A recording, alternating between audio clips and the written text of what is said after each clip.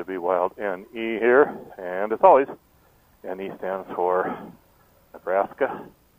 Go Big Red Huskers. Filling up the tank before I go for a nice ride this afternoon.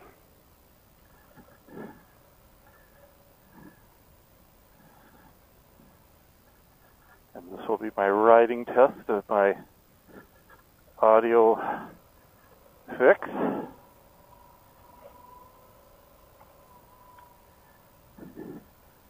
Normally fill the tank up after I ride before I put her back in the garage. But this particular time, I forgot my wallet on my ride. I rode 180 miles without my driver's license, without my wallet to pay for gas. Oh my goodness. I guess that makes it doubly lucky that I didn't get stopped for going too fast. No license. So anyway, cleaned off the windshield. I think I might have the GoPro's field of view set a little bit higher so you see more scenery and less cockpit. Got a full tank of gas. It's 2:15 in the afternoon. Looks cloudy. Chances of rain are not too great, according to the forecast. However much credibility and trust you can put in those things these days.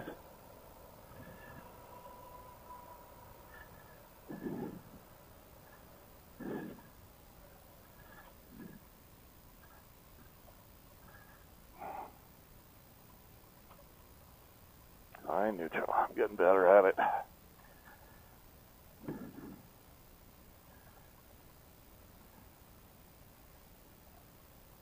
Thursday,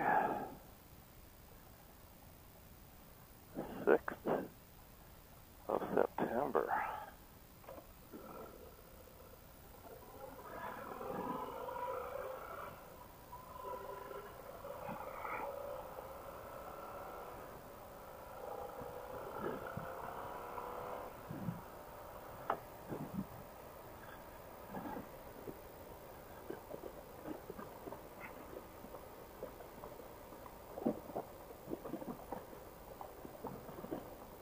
Not quite sure whether I like the chin bar mount or the right side of the helmet mount.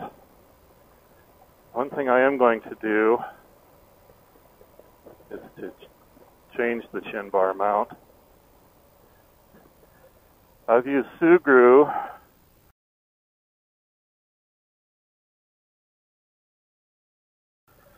and built up a place for the mount. But I made a couple tiny errors. One is I'm not sure I have the camera straight with the helmet. And the other one is I'm not able to tilt it when it's upright. I'm not able to tilt it back enough to get the field of view that I want. So I've got the camera mounted upside down and went into camera settings and told the camera it was upside down so that it comes out as recording right side up.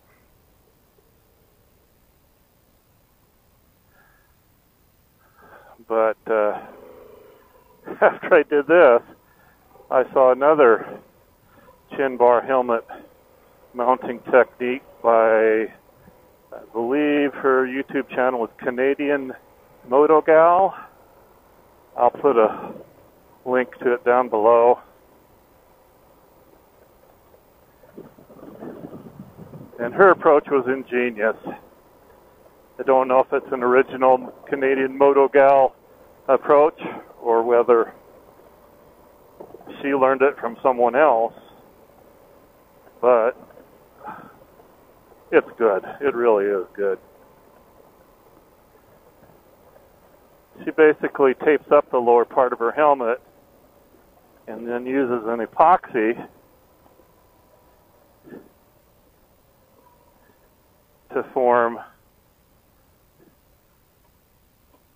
a chin bar that follows the curves of your helmet.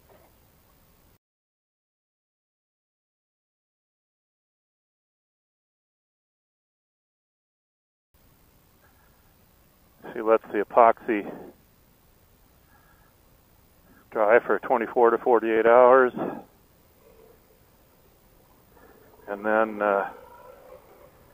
takes it off with the tape, removes the tape from the dried epoxy,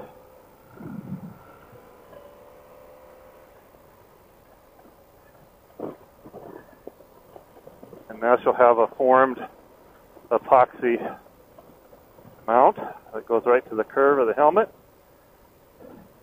Put some 3M sticky tape on that.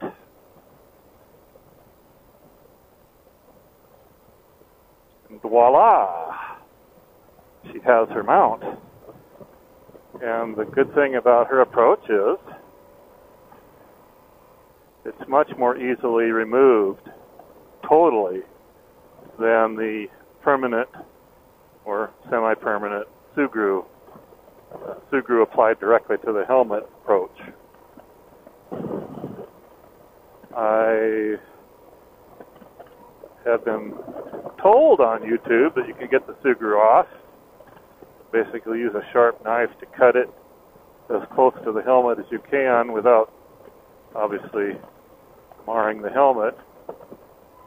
And then you pick at the remaining Sugru and use a soft cloth or tissue to get the little bits off at the end. So with her approach, the only thing that's on the helmet is the 3M tape that we all know if you heat up will come off pretty easily. So I like it.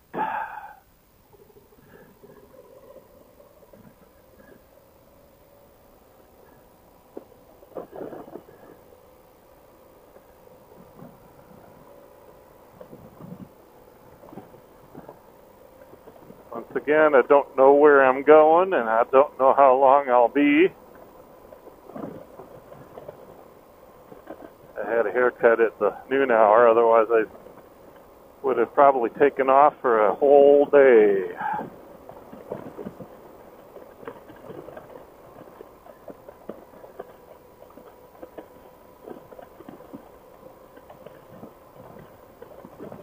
Wonderfully cool weather. High of 75 in Lincoln is forecast. Feels cooler than that, especially with the wind blowing while you're riding. Self-made wind. It has clouded up a bit more since this morning.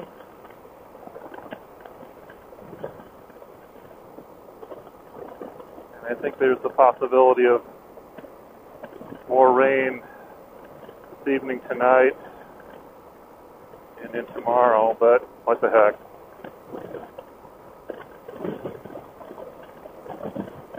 So this is the riding test of my reinvigorated auto setup. I've got the chin curtain back in,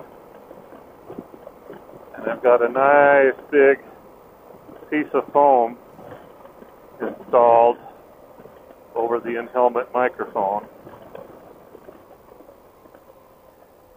And lastly, I made sure the external mic on the Sena GP10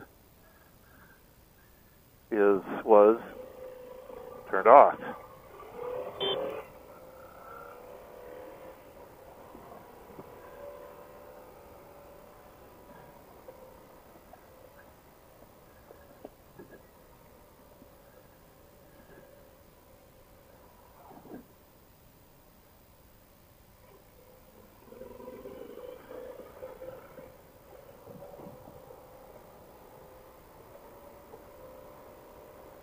So we shall see.